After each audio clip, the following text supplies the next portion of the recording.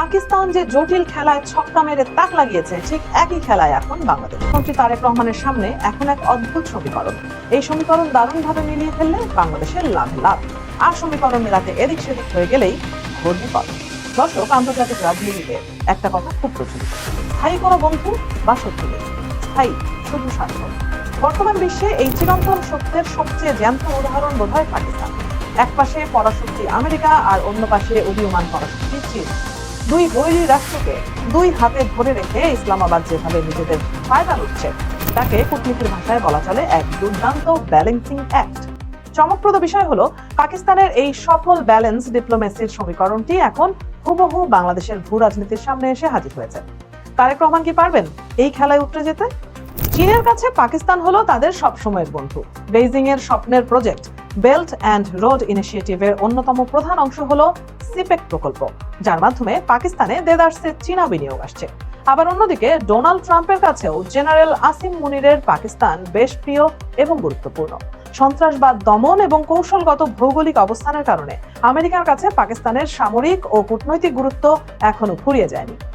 মজার ব্যাপার হলো, সম্প্রতি মধ্যপ্রাচ্যে ইরান ইস্যুতে অত্যন্ত চতুরতার সাথে মধ্যস্থতাকারীর ভূমিকা পালন করে পাকিস্তান নিজেকে বিশ্ব মঞ্চে এক শান্তির নায়ক হিসেবে জাহির করেছে। সহজ কথায়, দুই নৌকায় পা দিয়েও তারা ডুবছে না, বরং চমৎকার ভারসাম্য রেখে নিজেদের আখের গুছিয়ে নিচ্ছে। এবার নজর দেওয়া যাক বাংলাদেশের দিকে। বঙ্গোপসাগরের কোল ঘেঁষে থাকা বাংলাদেশের ভৌগোলিক ও কৌশলগত অবস্থান এখন ওয়াশিংটন এবং বেইজিং দুইজনের কাছেই অতি লোভনীয়।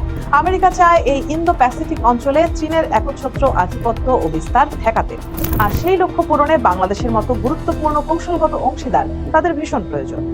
অন্যদিকে বেইজিং চায় বাংলাদেশের বড় বড় অবকাঠামো, মেগা প্রজেক্ট, সমুদ্র বন্দর ও সামগ্রিক অর্থনীতিতে নিজেদের নিয়ন্ত্রণ আরো মজবুত করতে, যাতে বঙ্গোপসাগরের নীল জলরাশিতে তাদের প্রবেশাধিকার সহজ ও নিরাপদ হয়। ফলাফল যা হওয়ার তাই হচ্ছে। ঢাকা যেন এখন এক মহা আকর্ষণ, আর তাকে নিজেদের দিকে টানতে দুই পরাশক্তির মধ্যেই চলছে এক অদ্ভুত যুদ্ধ। পরাশক্তিদের এই দ্বন্দ্ব বাংলাদেশের সামনে এক বিরাট সুযোগ তৈরি করেছে। পাকিস্তান যদি ঋণের জালে জর্জরিত হয়ে এবং চরম অভ্যন্তরীণ রাজনৈতিক অর্থনৈতিক সংকটের থেকেও বিশ্বমঞ্চে এই ভারসাম্য রক্ষা করতে পারে, তবে বাংলাদেশের অর্থনৈতিক সম্ভাবনা তো আরো অনেক বেশি। কিন্তু প্রশ্ন হলো, বাংলাদেশ কিভাবে এই মোক্ষম সুযোগটি লুফে নিতে পারে? বিশ্লেষকরা বলছেন, এর প্রথম ধাপ হতে পারে চীনকে অর্থনৈতিক ও অবকাঠামোগত উন্নয়নের অংশীদার রাখা এবং একই সাথে আমেরিকার সঙ্গে দ্বিপাক্ষিক বাণিজ্য, তৈরি পোশাক রপ্তানি ও তথ্য প্রযুক্তির সম্পর্ককে আরো জোরদার করা। এক্ষেত্রে সবার সাথে বন্ধুত্ব, কারোর সাথে বৈরিতা নয়, এই চিরন্তন কূটনৈতিক মূলনীতি এখন বাংলাদেশের সবচেয়ে বড় ঢাল এবং অস্ত্র। কোন সামরিক জোট বা এক পেশে ভূরাজনৈতিক ব্লকে সরাসরি পা না বাড়িয়ে কঠোরভাবে নিরপেক্ষ থাকাই হবে আমাদের জন্য সবচেয়ে বুদ্ধিমানের কাজ। যেহেতু দুই পক্ষই ঢাকাকে পাশে চায়, তাই বাংলাদেশ নিজের জাতীয় স্বার্থকে প্রাধান্য দিয়ে যে কোনো প্রকল্প বা ঋণের শর্ত কঠোরভাবে বেছে নেওয়ার বা দর কষাকষির এক দারুণ সুযোগ পাবে। তবে মনে রাখতে হবে, এই ভারসাম্যের খেলা মোটেও সহজ কোনো বিষয় নয়। এটি যেন জ্বলন্ত আগুনের ওপর দিয়ে হাঁটা।